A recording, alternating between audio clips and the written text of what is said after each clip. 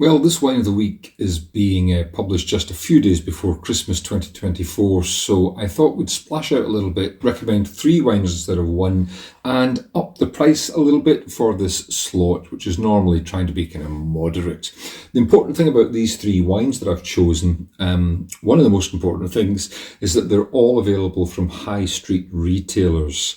So at this time of year, deliveries from online companies might be a bit problematic, so I rule out all of those wines which are only available from small merchants this time round, and concentrated on the big boys this time. In order of the tasting, we have the Cloudy Bay Chardonnay 2022, which is from Majestic. We have the Terrazes de los Andes Malbec 2022, which is from Sainsbury's. And we have the Quinta de Noval late bottled vintage 2018, which is from Waitrose.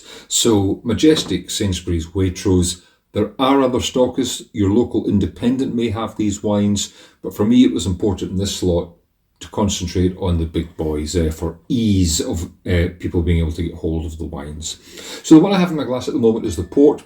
Briefly, the Cloudy Bay Chardonnay is a very, very good one. It is $37.99 in Majestic, which is too much, but if you buy it in a mixed 6 deal or the bottle price in Scotland and Wales, it falls to $27.99. That's a more realistic price. You can buy it in independents or around the £31 mark, but at $27.99, it's a lovely Chardonnay. It comes from 2 selected areas of Marlborough, one which is a little bit more warm and has a bit more ripeness to the fruit. The other one, the southern valleys, which have cool clay soils and more sea exposure, so the fruit is a little bit sharper. And combined and aged in French oak, it delivers a really nice Chardonnay, not over oaked, but quite elegant in a way, with a nice sheen of oak and lovely fruit.